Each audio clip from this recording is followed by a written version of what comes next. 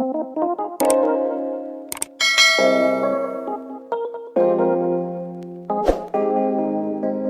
distinction students, this is your tutor Miss Zulu. Welcome to today's conversation where we're going to do a continuation on the topic transport. But before I get into that, remember to subscribe to my YouTube channel for more sessions. Okay, so the first thing we're going to look at is air transport. Okay, so the increase in importance of air freight due to more airports worldwide, bigger aircraft, and better airport facilities. The building of larger aircrafts which are portable and more reliable. So, in short, these are like the importance of having air transport. So, the other one is an improved design such as fuse long and require has increased in fuel economy. So, those are the importance of air transport. So now let us look at the advantages of this air transport. So the speed of our transport is particularly essential for urgent deliveries and emergencies. So when you talk about air transport, in as much as it can be expensive, but it's faster for transporting of goods that are urgently needed. Okay, packaging and insurance costs are minimal due to short transition period. There is more security for goods as there is less chances of theft. Alright. There is less damage to goods due to less handling and traveling time. So most of the goods won't be damaged on air transport because it travels in less hours. It doesn't take a very long period of time for the goods to be delivered to where they are going. It operates on direct routes. It is economically over long distances. So meaning when, for example, if you want to send your goods to long distances, the best transport you can use is air transport because it's faster. Okay, so now we look at the disadvantages of air transport. It has higher operative costs. So like I explained previously, in as much as air transport is faster, but it's quite expensive compared to these other modes of transport. Okay, so aircraft have a limit carrying capacity, very sensitive to weight and size of cargo. So mostly if we've been to airports, we know they weigh. Even like if you're traveling, they weigh the suitcase, they weigh the goods that will be on the plane. So there's that limitation. Let's say you want to send a lot of goods and your goods are weighed and you're only told to transfer a certain amount of those goods.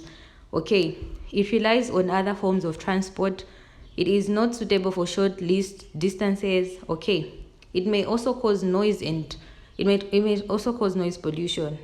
All right, so if a phone crashes, usually there is total loss of lives in cargo. So okay, so there it was supposed to be when the plane crashes. So let's say in a situation where your plane has crashed, meaning you have a loss, those goods would go to waste and also lives are lost.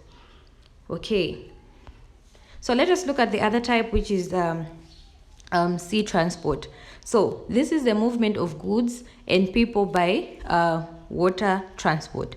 So when you talk about this sea transport, it operates worldwide.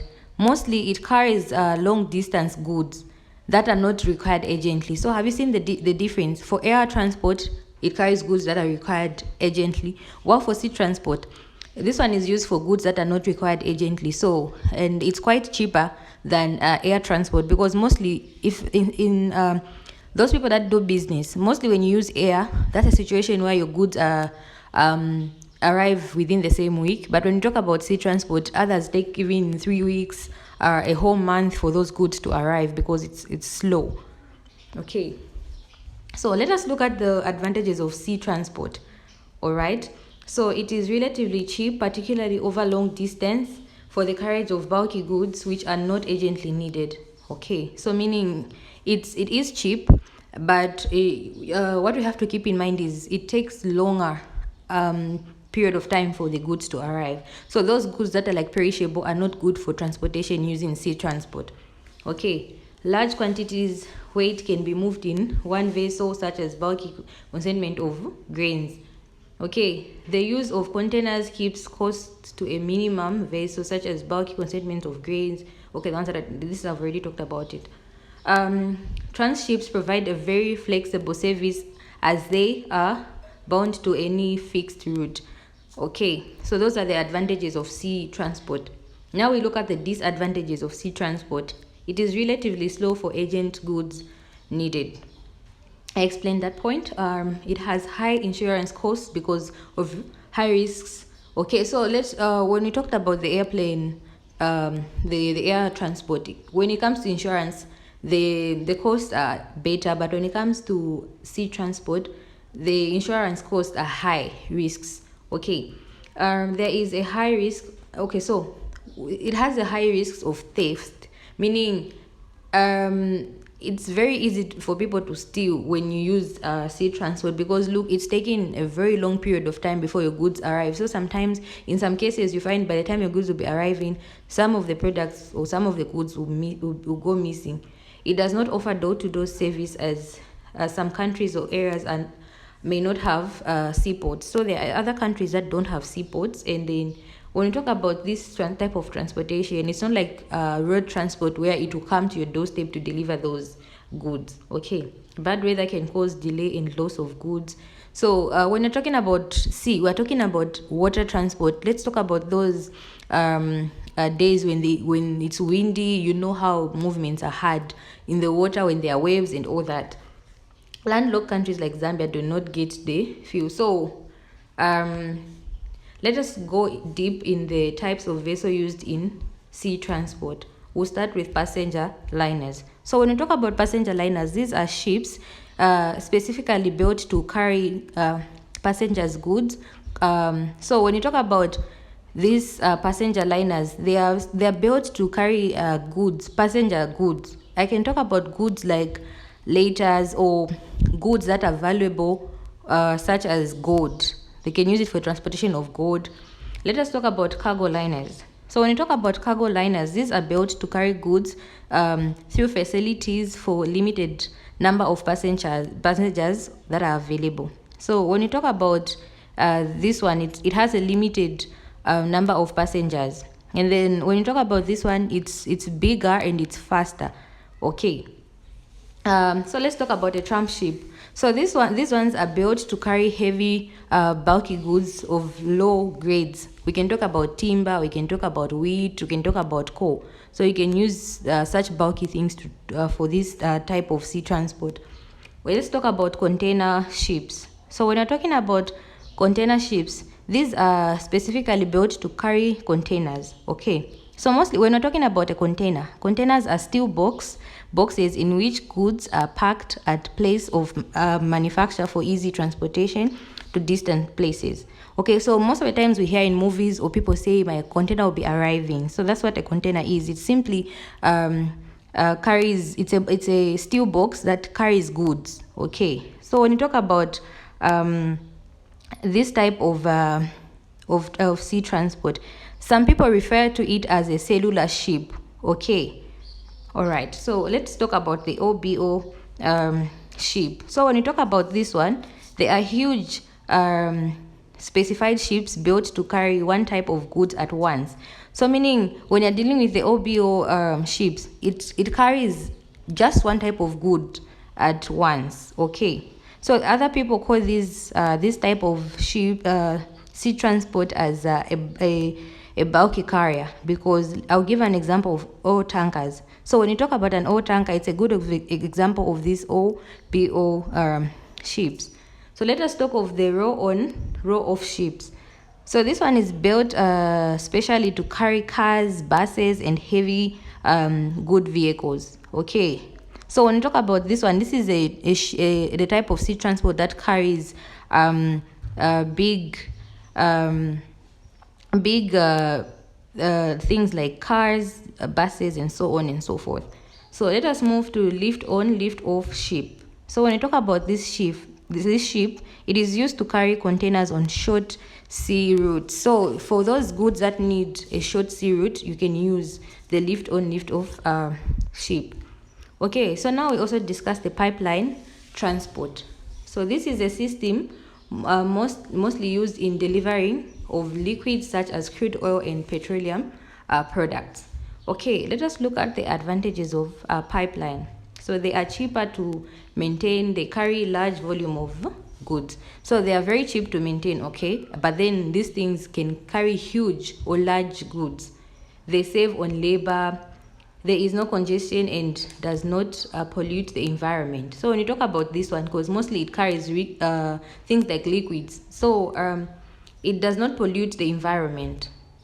May offer direct deliveries door to door. So this one may offer a direct delivery of the door to door.